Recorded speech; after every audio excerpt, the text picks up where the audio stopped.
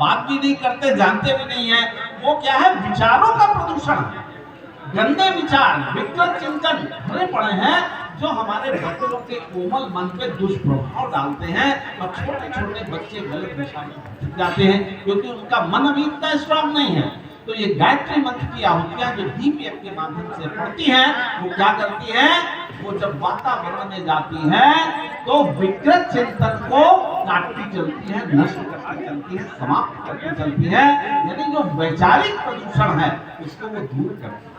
और जब लौट करके मंत्र आता है, लौट के इसलिए आ जाता है कि ये जो अंतरिक्ष है ये लिमिटलेस ओशन है। जैसे कोई तरंग पानी में एक ढेला डालिए तो वो तरंग ऐसे बढ़ती हुई लहर जाती है और जहां पे जमीन आ जाती है वहां समाप्त हो जाती है, रुक जाती है, तरंग रुक जाती है कि नहीं रुक जाती। लेकिन क्या है, ये अंतरिक्ष तो लिमिटलेस है, इसमें कोई रुकावट नहीं है।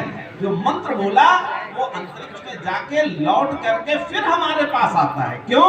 क्योंकि पृथ्वी गोल है, भूगोल का एक नियम है, अगर आप सीधे चलते जाएं तो लौट करके फिर वहीं पर पहुंच जाएंगे क्योंकि पृथ्वी गोल है। तो मंत्र भी जो बोला जाता है वो लौट करके हमारे पास आता है। तो गायत्री महामंत्र क्या करता है, एक तो वैचारिक प्रदूषण को दूर करता है और दूसरा काम ये करता है कि जो अच्छे विचार वातावरण में थे उनको लेकर के आता है और हमारे अंतःकरण को जागृत करता है, हमारी भाव संवेदनाओं को जागृत करता है और हमें भावनाशील बनाता है, लोगों के दुख और दर्द को समझने की शक्ति देता है और उसमें सहयोग करने का मादा भी हमारे अंदर उत्पन्न करता है। तो ये वातावरण में जब मंत्र जाता है तो एक काम तो ये करता है कि बुरे विचारों को नष्ट करता है, अच्छे विचारों को लेके आता है। लेकिन उससे भी ऊपर एक बात और है, वो क्या है, गायत्री मंत्र को भगवान राम ने भी विश्वामित्र के आश्रम में जपा था। बला और अजबला विद्याएं जो उन्होंने सीखी थी, तंत्र मंत्र युद्ध वगैरह, वो सारी गायत्री महामंत्र के माध्यम से सीखी।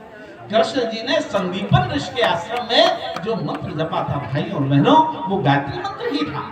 तो क्या है, हमारे यहाँ कहा गया है कि मंत्र के अक्षर नष्ट, इसीलिए क्या कहा गया, अक्षर माने नष्ट होना, अक्षर माने जो नष्ट न, यानी शब्द नष्ट नहीं होते। यानी जो गायत्री मंत्र बोला गया है, भगवान राम ने, कृष्ण ने, तमाम ऋषियों ने जपा है, तो सब कहीं ना कहीं अंतरिक्ष में एक बैंक अकाउंट में, जैसे हर व्यक्ति का एक अलग अकाउंट होता है, उसका पैसा उसी में जमा रहता है, ऐसे ही जितने ऋषियों ने मंत्र जपा है सब कहीं ना कहीं एक अकाउंट है उनका जो अंतरिक्ष में स्थापित है।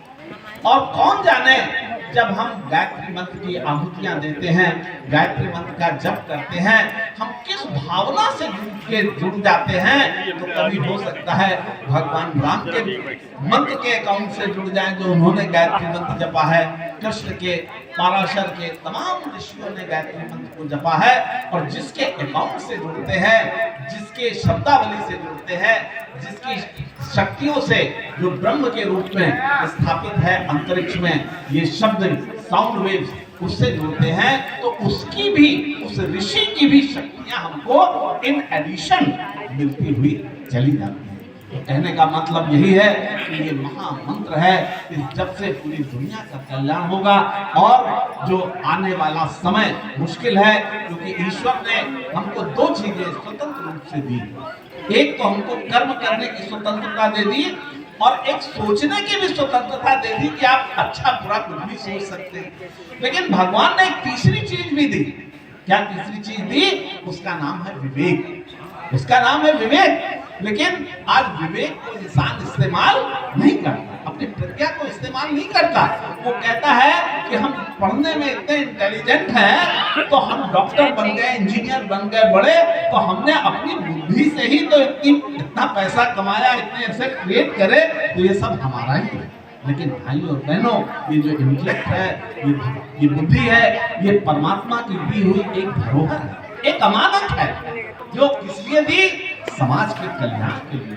ऐसा नहीं कि हम अपने लिए न रखें, अपने संचालन के लिए, जीवन संचालन के लिए भी चीजें जरूरी हैं, लेकिन जो ऐसा भाग समाज के लिए, दुनिया के लिए हम दे सकते हैं, उसको दें। लेकिन ये भाव कब जागृत होगा भाइयों और बहनों?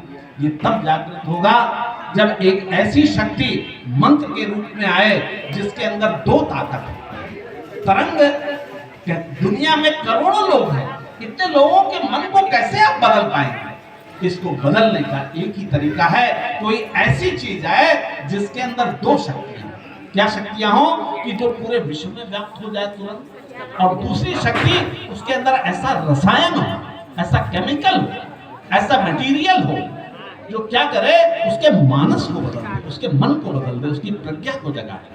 तो ये कैसे होगा? ये भाई साहब जो हमारे ऋषियों ने मंत्र बनाए वो इसीलिए बनाए कि मंत्र क्या है, तरंग है जो इलेक्ट्रोमैग्नेटिक वेव में बदल करके पूरी दुनिया में एक साथ समाहित हो जाती है। और गायत्री महामंत्र की जो खास बात है वो यही है कि इसके अंदर प्रार्थना है, हे भगवान हम सबकी बुद्धि को सन्मार्ग की ओर ले, उसके मन को बदलने की ताकत है। इसमें एक शब्द आता है ना, आता है नहीं, ओम भूर्भुवः स्वः तत्सवितुर्वरेण्यं भर्गो देवस्य धीमहि धियो यो न। ना माने होता है हम सबका।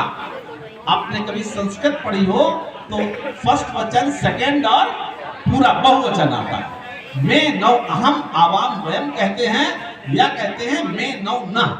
तो आवाम शब्द का भी वही मतलब है और न का भी वही मतलब है, लेकिन न शब्द लिया गया, न अक्षर लिया गया, आवाम नहीं लिया गया, क्योंकि आवाम से वो सिग्नल नहीं निकल सकते थे जिसकी आकांक्षा ऋषियों को थी, बुरे विचारों को काटे और हम सबकी बुद्धि में प्रवेश करें। न शब्द इसलिए लिया गया कि इसके अंदर वो सोनिक सिग्नल है जो क्या करते हैं, सबकी बुद्धि में उस तरंग को प्रवेश कराने की शार्पनेस है, शक्ति है जो आदमी के मन को बदल दे। और इसके अंदर वो तरंग का ऐसा रसायन है, ऐसी वाइब्रेशनल एनर्जी है जो क्या करती है, हमारे मन में उत्पन्न होने वाले विचारों को बदल देती है, उसमें बुरे विचारों के प्रवेश को रोक देती है और